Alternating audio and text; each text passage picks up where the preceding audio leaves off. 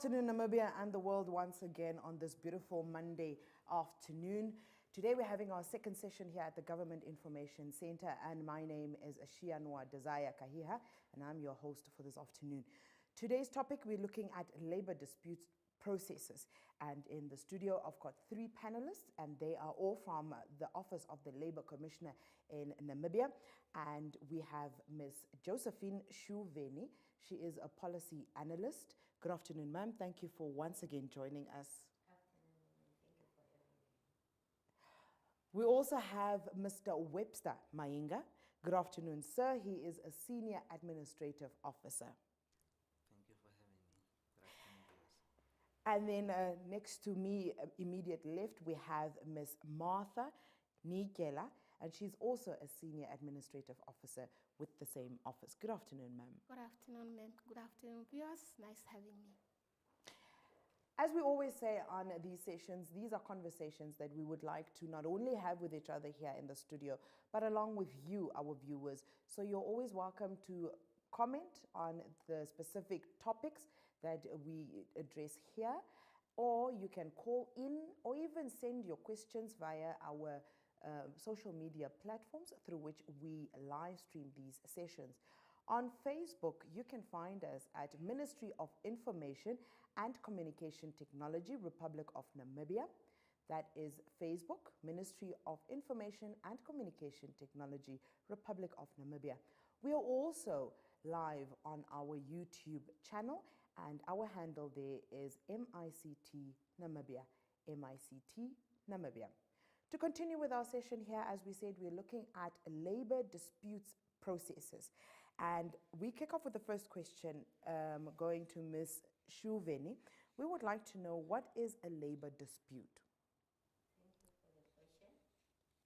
A labor dispute can be defined as a misunderstanding that leads to disagreement between employer and employee, or a trade union and the employer, or employer organization and trade union.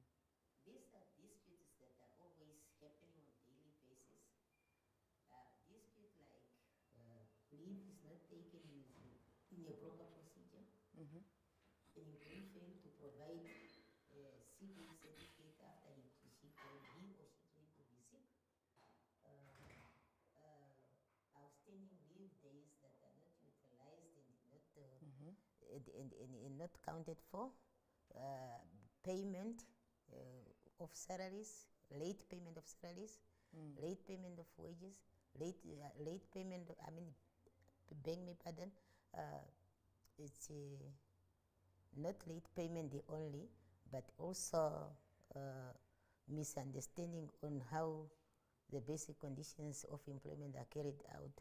Like, for example, an employer did not approach an employee to work overtime, and they just instruct immediately, you have to work overtime. Things that can just happen on daily basis. These are the dispute, labor dispute that can be called dispute at this moment. Okay. Ms. Nikela, when can a party refer a dispute to the Labor Commissioner's office? Thank you, ma'am, for the question. Any party in dispute with another party can refer their cases to the Labor Commissioner within 6 months if it's a dispute of dismissal, and within 12 months if it's any other cases.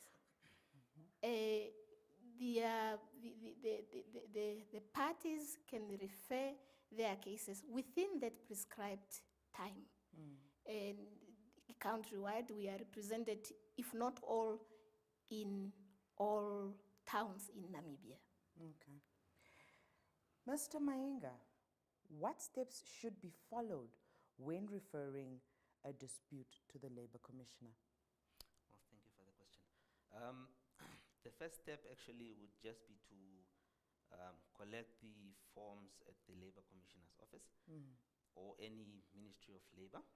So that would then be the prescribed form LC21, accompanied by the form LG36 and then it should also now have a draft of the summary of dispute. The summary of dispute should at least contain information such as the town in which the person was working, and a brief background on the issue or issues in dispute, and then of course most importantly also the relief sought or the claims which the person is seeking for.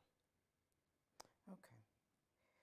I hope that was clear. The first step, as Mr. Mainga is saying all the time, is to have those forms, collect them from the various or specific offices you need to collect them from. Is it only from the Office of the Labour Commissioner, though?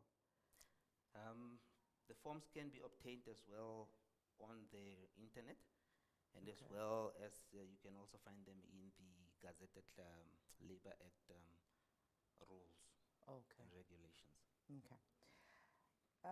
Also, our lines are open if you need to call us in the studio with your various comments or even questions that you would like us to pose to the panelists that are here with us, because they are here to assist us to answer our questions, to help educate us on the various dispute processes that one needs to go through. Our line here in the studio is 061, that's the area code for the region, 400-397. 400-397. That is the number in the studio. We continue with Mrs. Shuveni, and we would like to hear from you. In a nutshell, what are referral documents? The referral documents.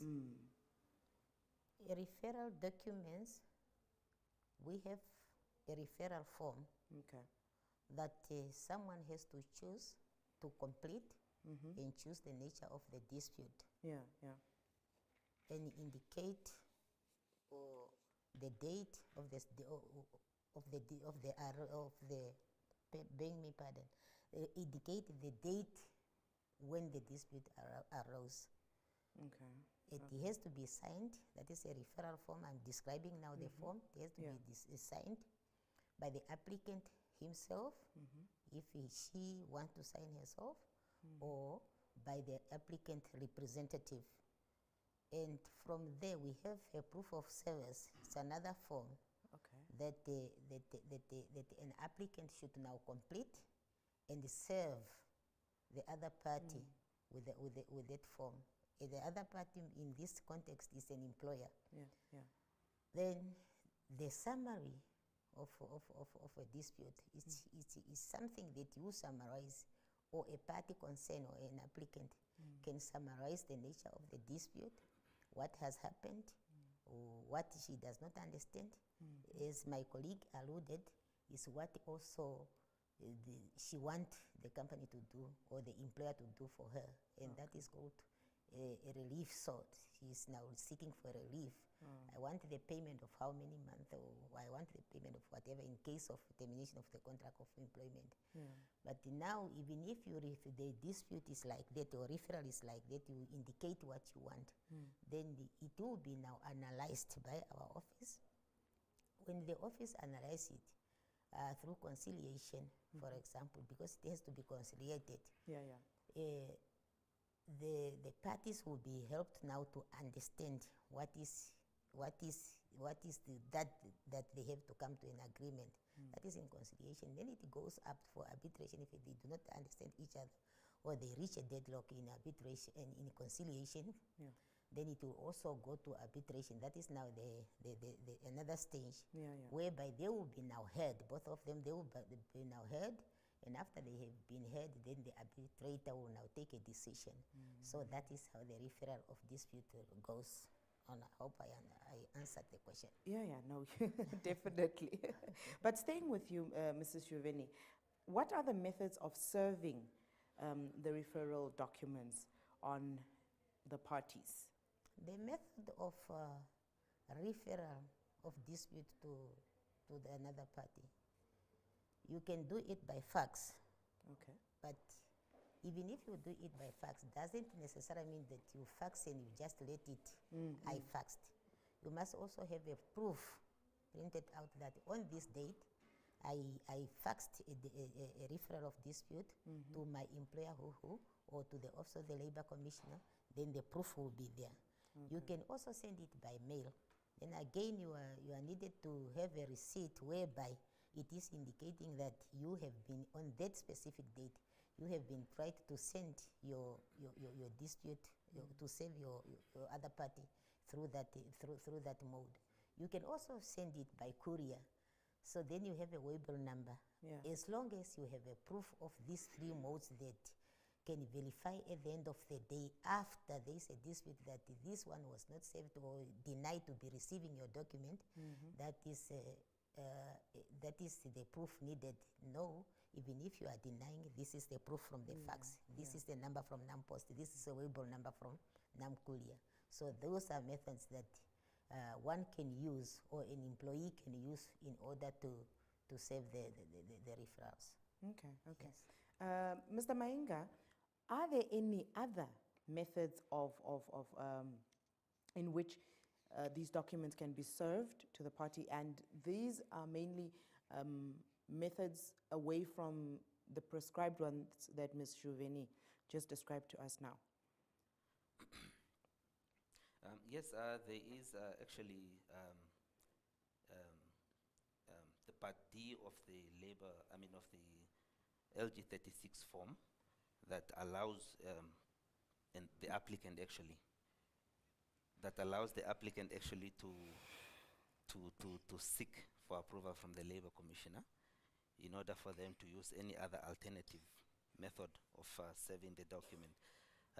But then the Labor Commissioner should grant the permission in order for you then to use any other method. That could be sending via email and of course attaching proof, but then it should be from the Labor Commissioner's directives.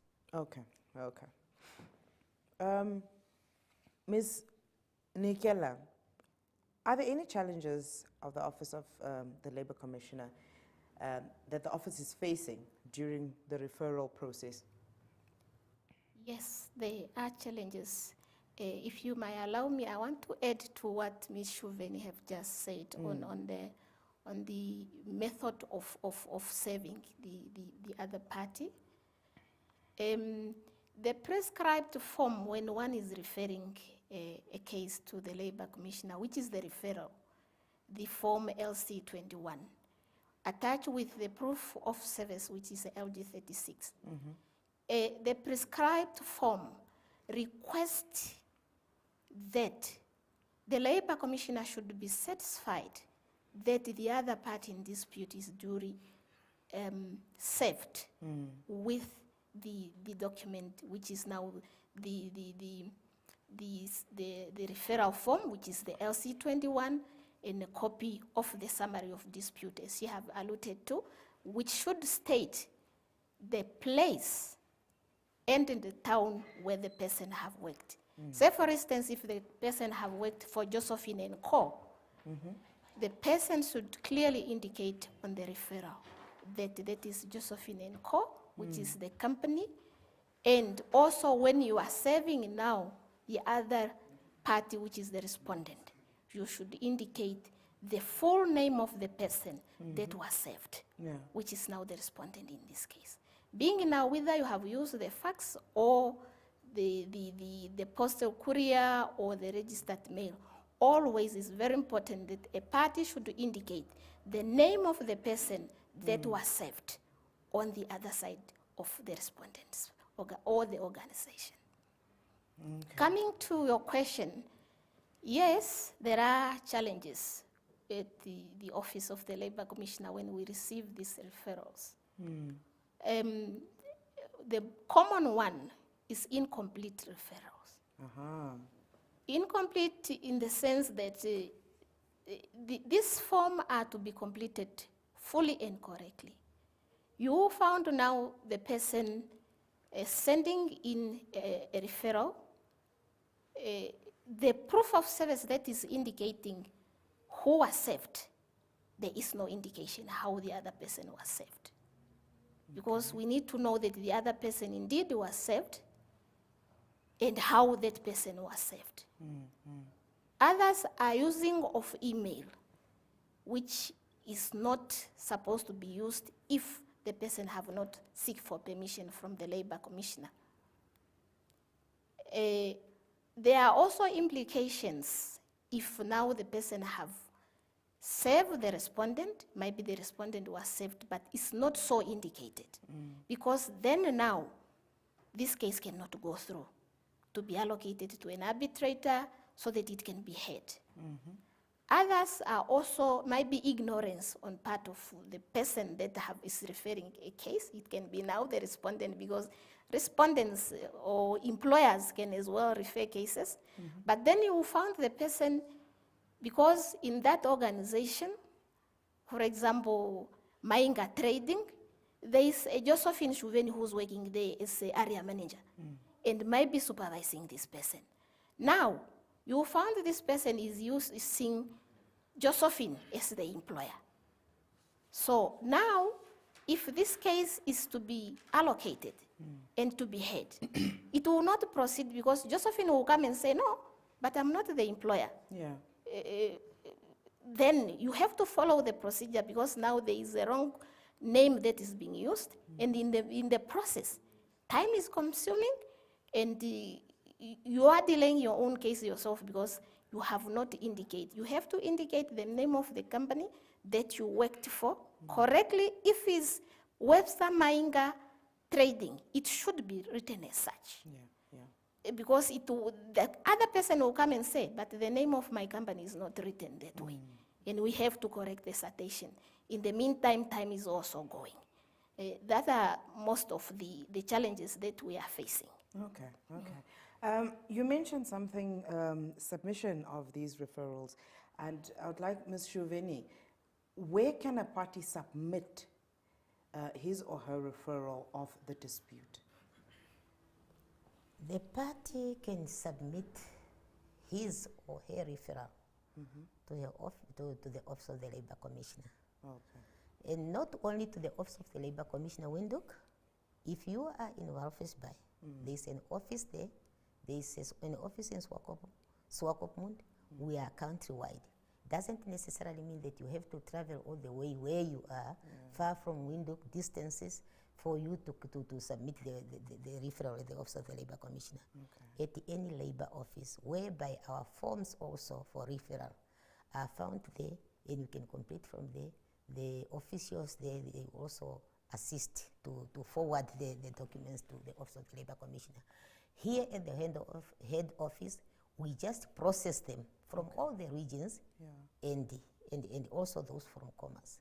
So here is just a process, because when a person is referred a dispute, is refer a dispute to the Labour Commissioner. Then it will be now coming to the head office, which is Windhoek, for them to be scrutinized, whether they are really meeting all the requirements that has to be met in the referral. And most of the time, if I have now to bring in my colleagues' view on the challenges, when they are processed now by the Office of the Labour Commissioner, some employees, what makes also them not to succeed in order to be heard, some employees are also quoted nicknames of their employer. When they are in the employment, they name their employer like Makusi. Then Makusi can also be appeared on the form. I have been worked for Makusi. Now, when it comes now to Makusi to respond, there is no such an employer by the name Makusi. And the other thing is also the defect referrals. Sometimes time has lapsed. Yes, we talk about now time here. We talk about dispute regarding dismissal. It should be submitted to our office within 6 months' time. And any other dispute should come to our office within a year. A dispute regarding to retrenchment or termination of service or collective termination of service, that can be referred to within a week, and it can also be heard shortly. So all these things, some people or some employees or some applicants are missing the point as to what exactly they have to indicate there. And that will lead now to them not to their dispute not to succeed for processing. But I do not want to say much, but although I need to say much on this, And if now your dispute has been rejected due to the mere fact that it does not reach the requirements of the office for it to be processed, we have an official there who is allocated to respond to the queries about the dispute that are not processed. Then you can call our office, or you can come if you are nearby and ask, where is my dispute? What is the status of my referral? Then you will be told, yes, the status of your referral is like this and this and this, here and here, and on the other side is short. So you have to rectify this for you to succeed, or for your dispute to succeed, or to not to succeed really, but to qualify for processing. Yes. Okay. But just to stay with that, you wanted to add something, Ms. Yes, just in addition to what Ms. Josephine Shuveni just said, alternatively, you can also submit your referrals through the fax, our office fax number, or through registered mail as well. Okay. But staying with that submission process, I wanted to find out, because you mentioned a bit earlier on, Mrs. Shuveni, that you don't necessarily have to come all the way to the head office, which is in Windhoek. But now my question is, in the case where there is no Labour Commissioner office in a particular town or so on, do we have, or do you then have the assistance of any other OMAs for the reception of these submissions? Of course, Ministry of Labour is in all regions, all regions in Namibia. Let's say, for example, Utapi. We do not have an office per se that is standing on its own to say it's an office of the Labour Commissioner. But there is an administrative officer there who is allocated or assigned to receive these documents and forward them to the head office. And this goes to each and every office in each respective region. So, respective region. Mr. Mahinga, Ms. Nikela here earlier on spoke about incomplete referral forms, and hence now we want to find out what then happens to incomplete referral forms. Incomplete referral forms are actually just sent back for correction, but actually it's done internally, where then we have a designated administrative officer who deals with calling the applicants in the matter to come and rectify or do the necessary corrections on their referrals in order for it again to go through the screening process, and then it's processed again. Okay, but now the time frame during which these communications are done, does that affect the time period allocated to the submission of a dispute? Because, for example, there's the 6 months time period, there's the 12 months time period.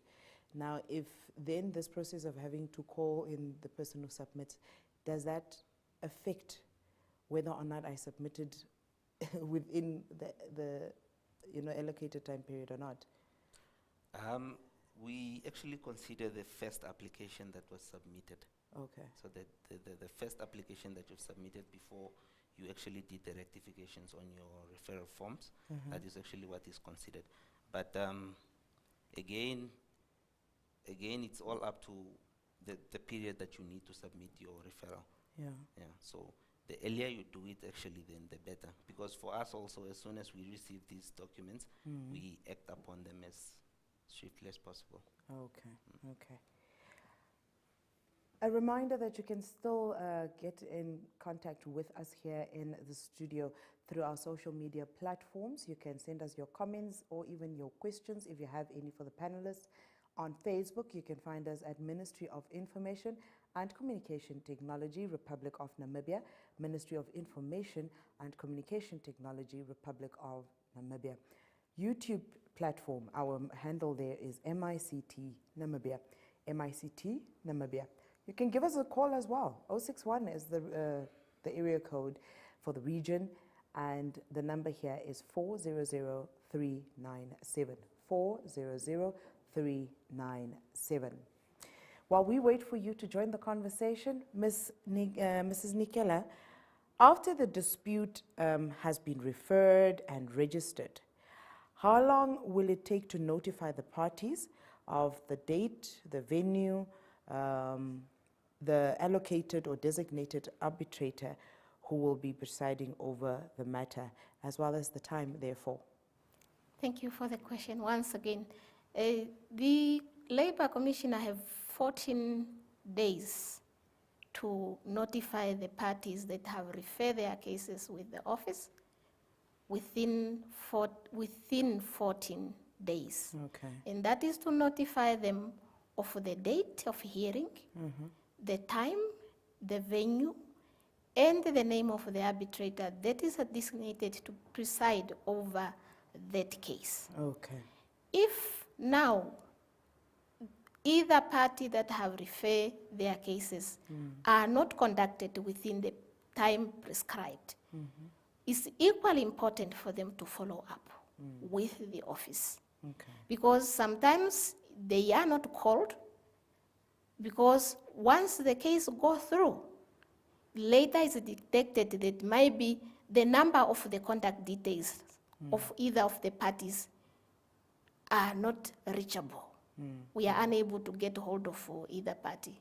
Okay. So it's very important that they also follow up with us so that we check what is the status of their cases. Okay, but staying with that one, if in the instance where these numbers are not reachable, what other methods are then applied by the Office of the Labour Commissioner to try and get a hold of these parties? For now, what is actually happening is that if we are trying to get hold of the parties and we can't get hold of them, we park the case until one of the party will then come in. We just park it. We are not going to reject it or anything because it's already through. Okay. But it will stay on the table until any party comes and follow up on the case. Even if the time goes, we'll indicate to say, no, your case was supposed to take place this date, but we were unable to get hold of you. Yeah. But now, give us your contact number where we can get hold of you. Okay. We have, Mrs. Shuveni, we have costs that are attached to almost any sphere of our lives. And hence we would like to then now find out, are there any costs attached to this process? If so, how are these costs determined? Which costs? For example, the cost for the dispute referrals, the sitting of these parties together, the arbitration process, all of that. Are there any costs attached to it? Thank you for the question. This is the public office. Okay. And each and every activity that is carried out in the public office for the public is free of charge. In the whole process of referral, in the whole process of sitting before a conciliator or arbitrator, no employee or employer is allowed to pay anything. It's a free service. Okay. Anybody can just come and lodge your dispute. Then at the end, the office will hear about your dispute and take a decision, but at no cost. Okay. Probably what I can see as a cost which is not related to our office, those are costs maybe of you traveling from where you are coming from on your own to come and hear your dispute. Okay. But in respect of the service that our office provides for the public, it is a free cost. Okay. Okay. No costs. It's a free service because it is one that is part of the Office of the Labour Commissioner's services. We have Thomas from Luderitz on the line. Good afternoon, Thomas. How are you? Hello. Hello. Good afternoon, Thomas. Welcome to our show. Good afternoon.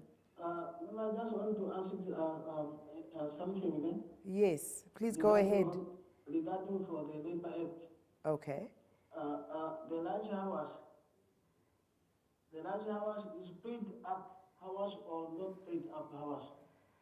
Okay. Is that the question? Are they paid up hours or not? Yes.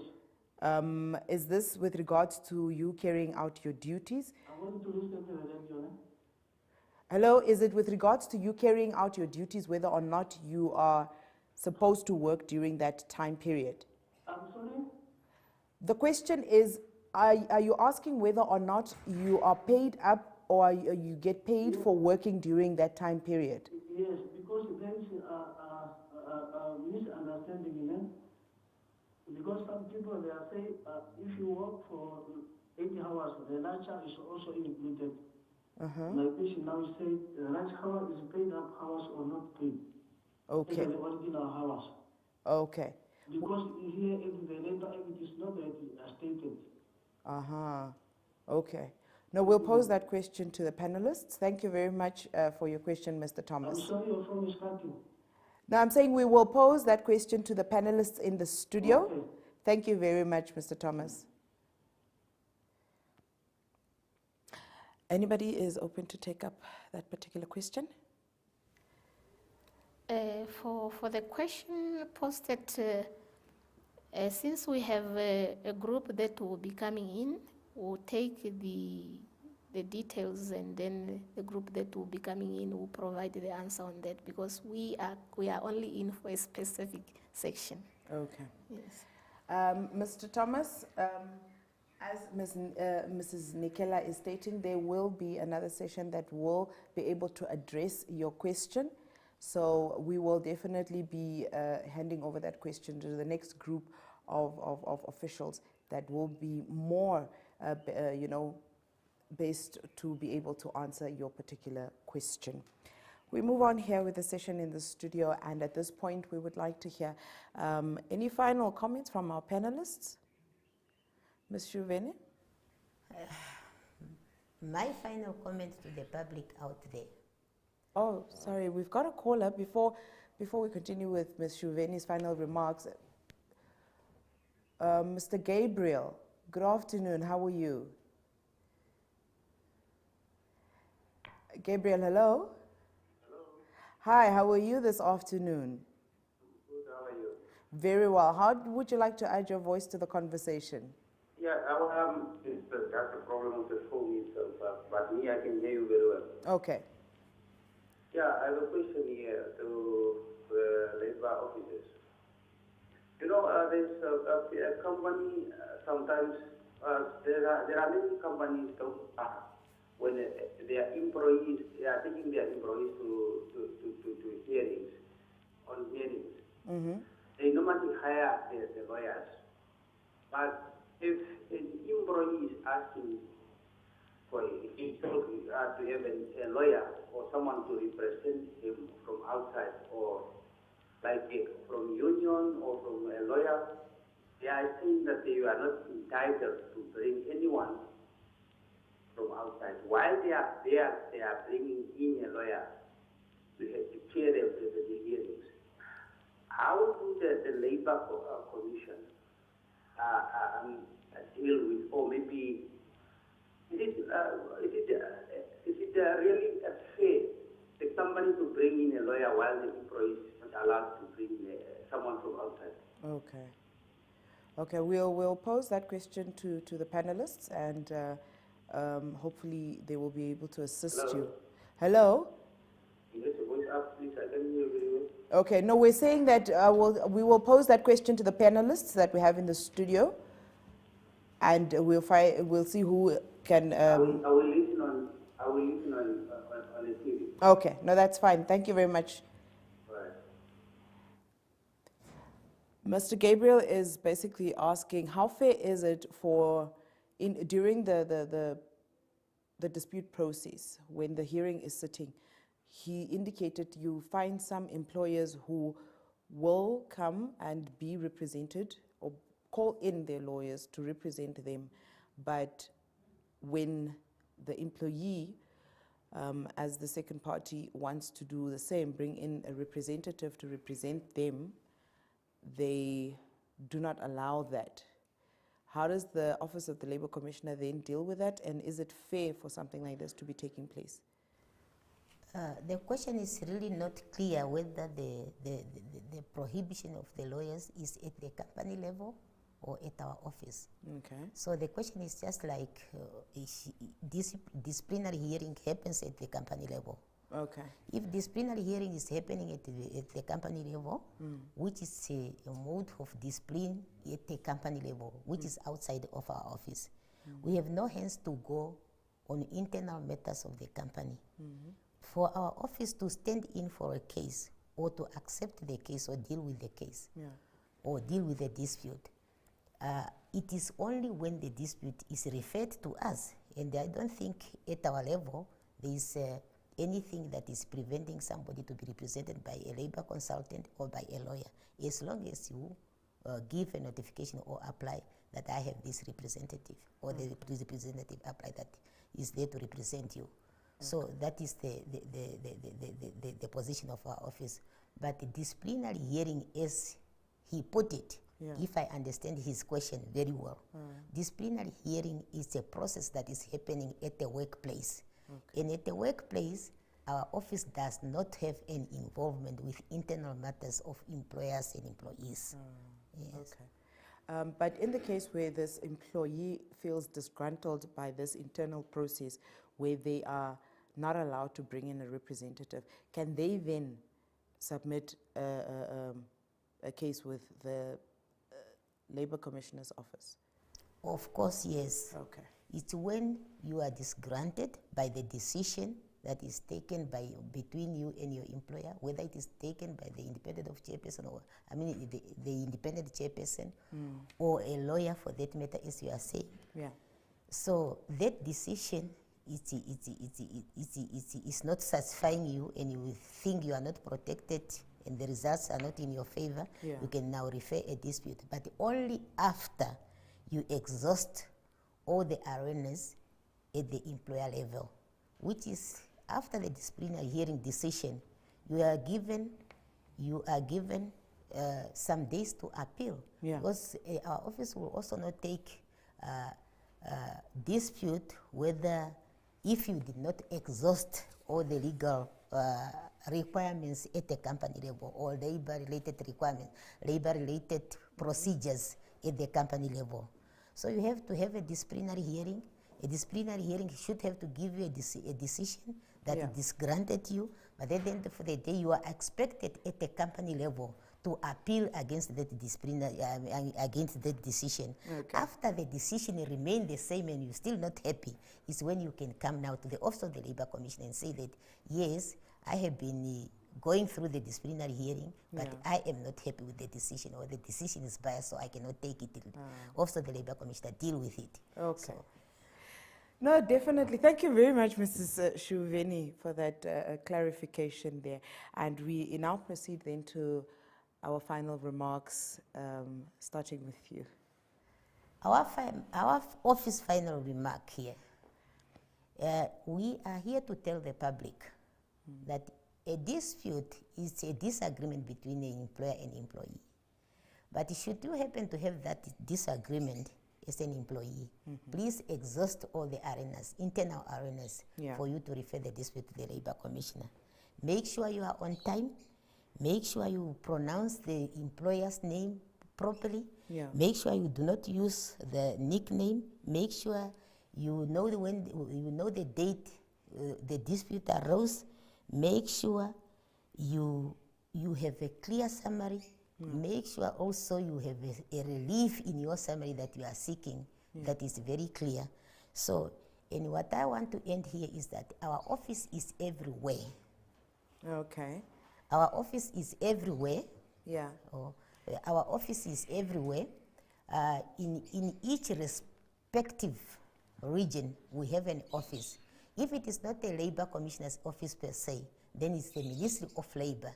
So you can submit your application or your referral to that office, and the office will forward it to the Labor Commissioner's office. Okay. So we are here and we are everywhere to reach you and make use of our places to reach us as well. Okay. No, thank you very much. Mr. Mayenga, any last words? I would just like to add to what Ms. Shuveni also just said. You do not have to wait until a year has passed in order for you to refer your dispute. So I'm just urging the public that they should stick to the prescribed period and try to refer their cases as soon as possible to avoid any delays or their case being out of time. Okay, okay. Mrs. Nekela, any last words? Yes, thank you, ma'am.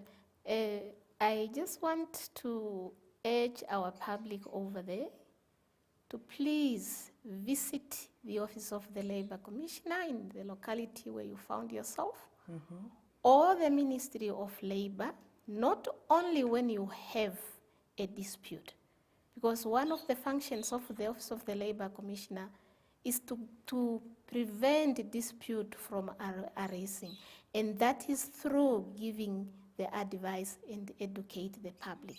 Please reach the office of the Labor Commissioner and the Ministry of Labor, Industrial Relations and Employment Creation countrywide. I thank you. Okay. No, thank you very much. There we have it for the afternoon, and the topic was the labor dispute processes. We thank our panelists very much. Per usual, you make the time to help us to educate ourselves and our viewers. We highly appreciate that effort from your side. Thank you. But before we go, this morning we had a session, a special edition session this morning, where we unveiled the new logo for the Heroes Day commemoration. As we say that every year we celebrate our heroes through commemorating them, as we remember that our freedom came at the cost of many lives of these people. And we also need to be reminded that we celebrate days like this because we need not to forget our past, so that we can be able to understand the futures that we're going through and the sacrifices of which they, from where they came from. And this is mainly referring to our freedom that we celebrate in this democratic country of ours. The new logo was unveiled this morning by the Executive Director, Dr. Adrian Amate, in the Ministry of Information and Communication Technology of the Republic of Namibia. And this logo has various features, and each one of these features symbolizes something of great importance. The features in this logo are two Namibian flags, which symbolizes peace, unity, and common loyalty to the Namibians. The internal flame burning symbolizes the Namibian nation's internal remembrance of the sacrifices of our heroes and our heroines, and our perpetual gratitude towards the remembrance of its war victims. The silhouette of three soldiers represents Namibia's armed struggles for the independence. The proposed theme is for the next 5 years, which is honoring our martyrs, our heroes and heroines, pays homage and honor to all who paid the ultimate sacrifice for our liberty and independence. So this is the logo that we will be having running for the next 5 years. Great gratitude to the designers who sat and came up with such strong meanings to be included in this logo. We are reminded that the commemorations, will be taking place on the 26th of August 2022, and they will be hosted by the town of Marintal in the Hardap region. With that said, we have come to the end of our session this afternoon. From myself, Shianwa Desire Kahiha, along with my production crew, it's bye-bye.